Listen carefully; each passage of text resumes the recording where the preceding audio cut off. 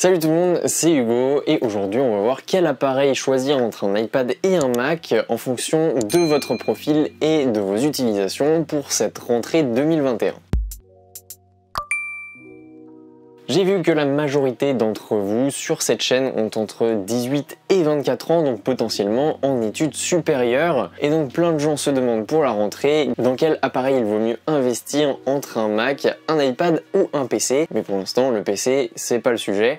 On va se concentrer sur le côté Apple de la chose. Et si vous êtes intéressé par le fait que je puisse faire une vidéo sur que choisir entre un Mac ou iPad ou un PC, n'hésitez pas à me le dire dans les commentaires et à mettre plein de pouces bleus, je le verrai et je vous ferai une vidéo sur quel PC choisir. Donc je commence par vous les étudiants et ensuite j'affinerai un petit peu les critères pour les professionnels et pour les personnes qui cherchent tout simplement un appareil pour cette rentrée. Premièrement, il faut savoir que le Mac est une machine portable mais un tout petit peu plus encombrante à transporter qu'un iPad, à cause tout simplement du clavier non détachable. Contrairement à l'iPad où le clavier est complètement détachable. Effectivement, grâce à son clavier détachable et à son clavier qui se module un petit peu comme on le souhaite, l'iPad, tout simplement on peut le mettre dans plein de positions différentes par rapport au Mac où tout simplement on a un angle de 180 degrés maximum et on peut pas enlever le clavier, on peut pas le poser à plat par exemple pour prendre des notes, c'est pas possible. Par contre, si vous utilisez un iPad avec l'Apple Pencil, vous saurez que l'inconvénient c'est parfois les chutes d'Apple Pencil puisque ça ne tient juste avec un aimant. Donc si vous mettez un choc dessus ou si jamais vous passez votre main dessus et qu'il se décale de l'emplacement prévu, et tout simplement ça va chuter et j'ai déjà eu beaucoup de chutes d'Apple Pencil. C'est là aussi la différence entre les deux appareils, donc le Mac et l'iPad. C'est tout simplement que l'iPad est vendu seul, donc c'est une machine qui est indépendante de son clavier et de son Apple Pencil, bien que très utile quand on a les trois, donc l'iPad, le clavier et l'Apple Pencil, donc soit le Smart Keyboard, soit le Magic Keyboard, et donc ça vous permet de choisir en fonction de l'utilisation que vous en avez. Si vous prenez que des notes manuscrites, il vaut mieux avoir l'Apple Pencil. Si vous prenez des notes tapuscrites, il vaut mieux investir dans le clavier plutôt que dans le crayon. Mais forcément, avec un iPad, c'est moins cher que le Mac tout seul, mais par contre, il faut rajouter le clavier et l'Apple Pencil, et c'est ce qui vous permet aussi d'être flexible sur le prix. Alors que le Mac, vous avez plusieurs configurations à l'intérieur de la machine, donc plusieurs puissances, mais par contre, vous payez un prix et vous n'avez rien à rajouter à part peut-être un dongle qui coûte 80 €, mais par rapport au prix du Mac qui coûte déjà un petit peu plus de 1000 €, est-ce que 80 € ça change vraiment la donne? Par contre, l'avantage de l'iPad là-dessus, c'est que vous pouvez prendre des notes manuscrites étant donné que l'écran est tactile et que vous pouvez directement naviguer sur l'écran avec vos doigts, contrairement au Mac où vous avez juste un trackpad et certaines fois une touch bar. Bref, maintenant vous avez compris les différences physiques à propos des deux appareils. Maintenant on va se concentrer un petit peu sur l'aspect logiciel, ce qui est possible de faire avec macOS et ce qui est possible de faire avec iPadOS et tout ce qui s'ensuit. Donc maintenant laissez-moi vous expliquer un petit peu comment choisir votre appareil en fonction de vos utilisations. C'est tout simple, il vous suffit avant d'acheter une machine de savoir quel logiciel il vous faudra par la suite pour pouvoir acheter une machine. Tout simplement si vous voulez faire de la prise de notes simple, prendre des cours en notes, faire des schémas, faire du dessin, être un petit peu plus créatif avec les applications de retouche photo, de retouche vidéo ou tout simplement des présentations en cours, un iPad vous suffira largement.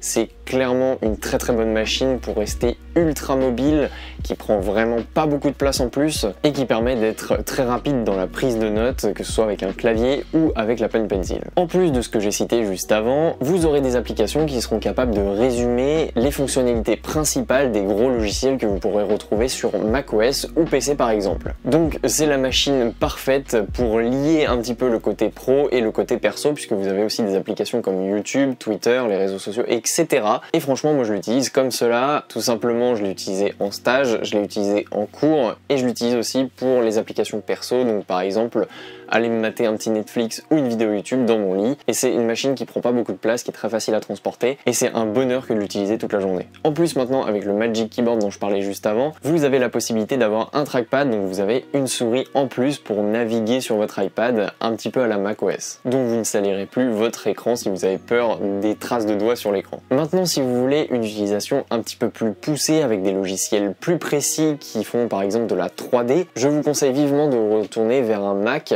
Tout simplement parce que les logiciels seront disponibles sur Mac alors que vous pouvez utiliser que des applications sur iPad. Si votre logiciel n'est pas converti en application, il y a 90% de chances qu'il ne se retrouve pas sur iPad. La puissance n'a rien à voir là-dedans puisque les nouveaux iPad Pro ont autant de puissance que les nouveaux Mac. Puisque maintenant, Apple a mis la puce M1 dans chacun des appareils, donc dans l'iPad Pro et dans le MacBook Pro. Maintenant, je vais prendre mon cas et je vais vous expliquer comment j'ai fait. Pourquoi j'ai un iPad alors que je fais des vidéos et que Premiere Pro n'est pas disponible sur iPad? Tout simplement parce que je crée du contenu vidéo, j'ai besoin de faire du montage vidéo avec Premiere Pro, il n'y a pas de Premiere Pro sur iPad, mais moi à côté j'ai une machine qui est assez puissante et qui permet de faire tourner des logiciels comme Premiere Pro et de faire du montage vidéo en 4K.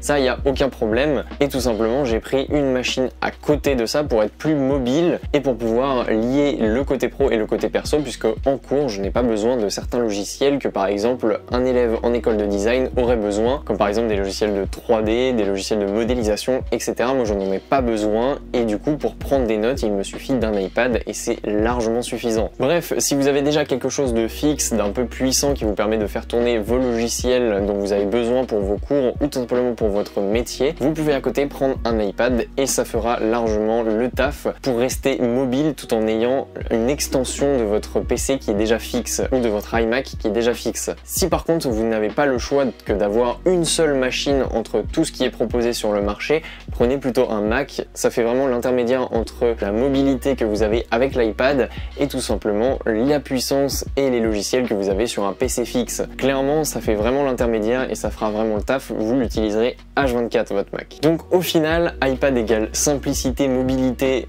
transport, etc.